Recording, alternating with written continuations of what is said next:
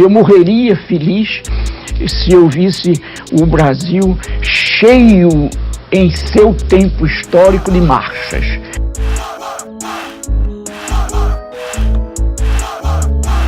A educação é revolucionária. Isso explica bastante porque governos autoritários precisam acabar com ela.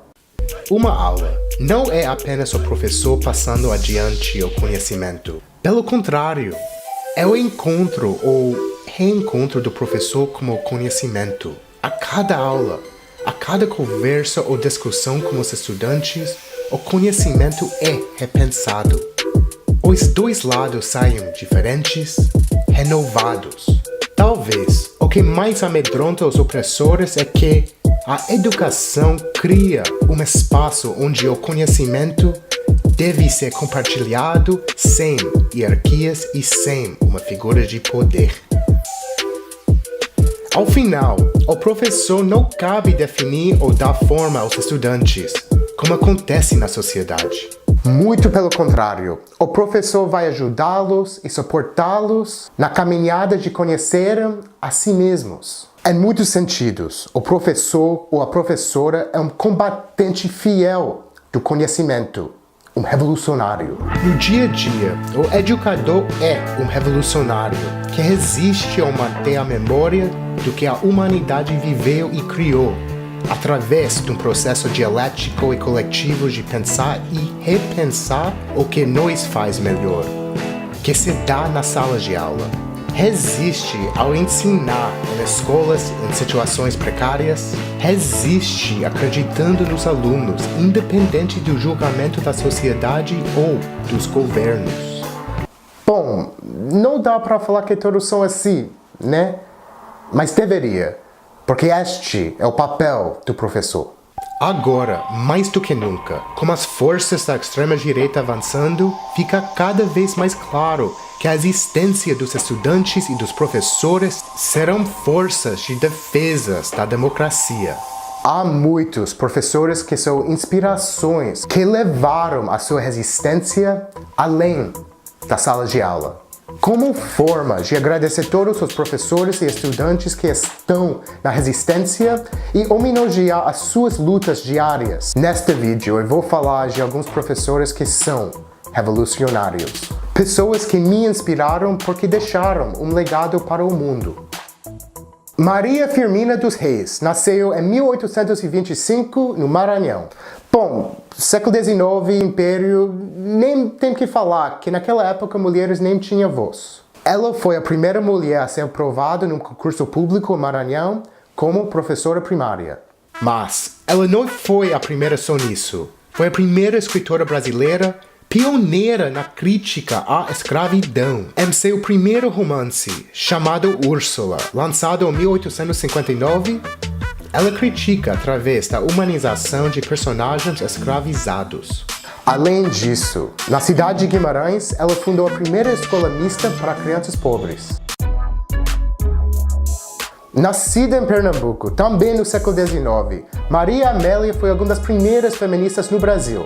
Lutou pelo divórcio, pelo direito à educação e ao voto para as mulheres. Além de feminista, era abolicionista. Fez parte do grupo secreto Cupim, que alforriava, defendia e libertava os escravizados. Posteriormente, fundou um grupo só de mulheres abolicionistas chamado Ave Libertas. Após a abolição, juntos com outras companheiras, deu aulas de alfabetização para os ex-escravizados. My name is Kalita Smith. I'm 8.5 years old. I live in Oakland, California.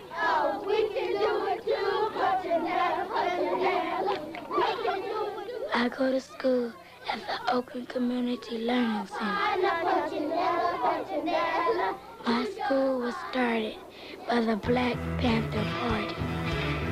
No ápice dos Panteras Negras, o partido tinha cerca de 5.000 militantes ativos. E sabe-se lá quantos milhões de simpatizantes. O partido contribuiu para a transformação de conceitos de negritude, beleza, feminilidade e cidadania nos Estados Unidos. A educação era um dos componentes centrais da Revolução dos Panteras Negras. De fato, era o número 5 na escala das 10 prioridades do partido. Number 5, we want decent education for our black people in our community that teaches us the true nature of this decadent racist society, and to teach black people and our young black brothers and sisters their place in the society, because if they don't know their place in society and in the world, they can't relate to anything else. Esta é a Erica Huggins. And what I feel about all of what we did was that we allowed for people to raise their consciousness, their understanding of themselves.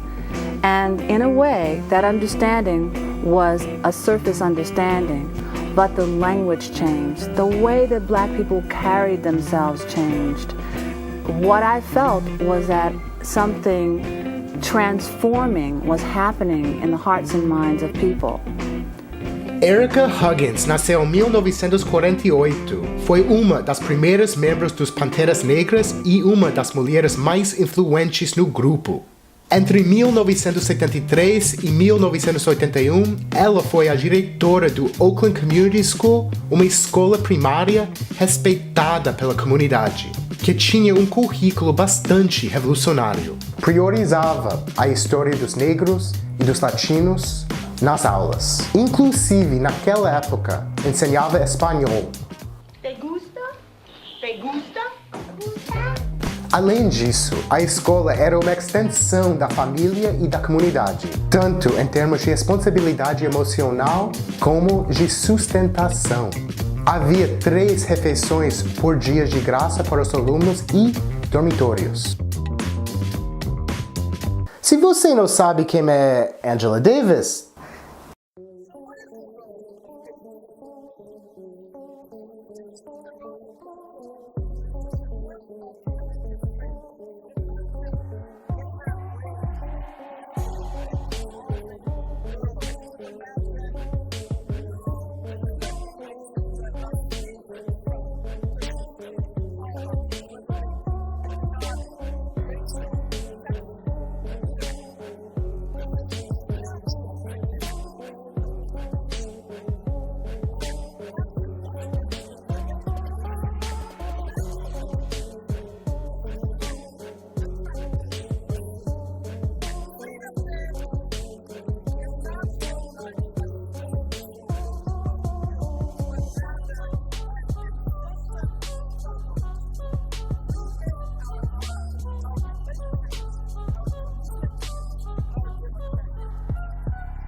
ela é um símbolo revolucionário da luta e da resistência negra nos Estados Unidos. Ela nasceu em 1944. Atualmente é professora emérita na Universidade de Califórnia.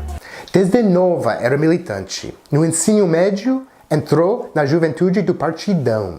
Em 69, se tornou professora na Universidade de Los Angeles, indo contra o desejo do governador da Califórnia porque ela era membro do Partido Comunista. Só para deixar claro, Ronald Reagan, o futuro presidente dos Estados Unidos, era o governador de Califórnia na época. Em 70, ela foi acusada de um crime, o qual não cometeu. Ela estava na lista dos 10 fugitivos mais procurados pelo FBI. O seu julgamento durou mais de 18 meses e foi um dos mais importantes da história do país, pois inflou o debate sobre racismo.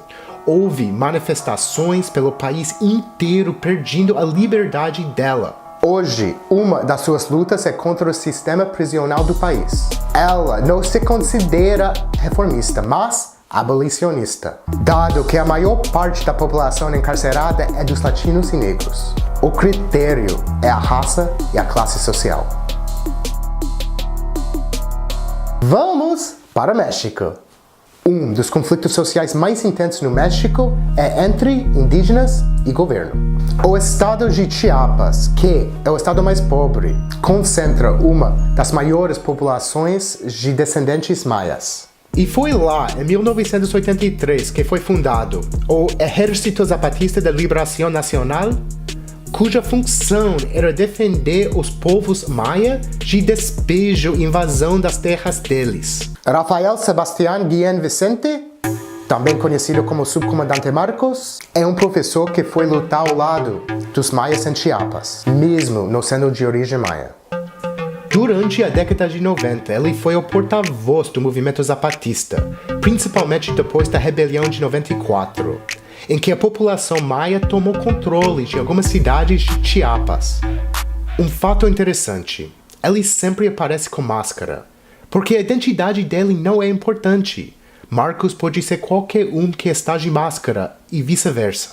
Depois, Subcomandante Marcos desapareceu do mapa. Ele manteve muito da sua vida em segredo. Importante destacar que parte do projeto zapatista envolvia educação. E ele foi fundamental para criar material didáticos voltados para a comunidade. Uma das coisas que eu acho mais interessante é que o seu desaparecimento foi para que as mulheres indígenas ocupassem a linha de frente, representando o movimento.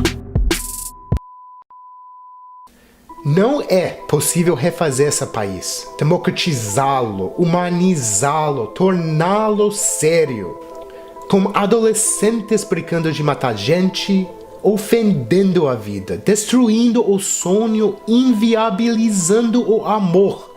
Se a educação sozinha não transforma a sociedade, sem ela tampouco a sociedade muda. Quem disse isso é o patrono da educação brasileira, o Paulo Freire. Paulo Freire é pernambucano, nasceu em 1921. É reconhecido internacionalmente. É um dos 100 teóricos mais citados em obras acadêmicas no mundo. Recebeu o título de honoris causas em inúmeras universidades nacionais e internacionais. Desenvolveu projetos no Brasil, na África, na América Latina. O seu livro mais famoso é A Pedagogia do Oprimido. Por que Freire desperta tanto medo nos autoritários? Por que há uma luta para combater as suas ideias? Há milhares de respostas, mas talvez uma das mais importantes é que Freire acreditou que a educação é um ato político e colocou como protagonista o oprimido, sendo a educação um lugar de libertação e de luta pela redenção dele. Quase um século depois do nascimento de Paulo Freire, as suas ideias continuam vivas e relevantes para o mundo. Bom, gente, faltou muita gente. Escreve nos comentários quem faltou. Pode ser alguém conhecido ou um professor seu. Muito obrigado por assistir esse vídeo. Para encerrar, vamos ouvir um pouco mais de Paulo Freire. E talvez a gente pode entender por que ele causou tanto medo nos opressores. Marcha dos que se recusam a uma obediência servil, marcha dos que se rebelam, marcha dos que querem ser e estão proibidos de ser.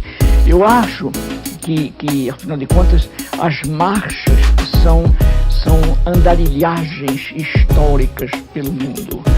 Our fight, the reason why we are on strike is to make sure that our students are a priority.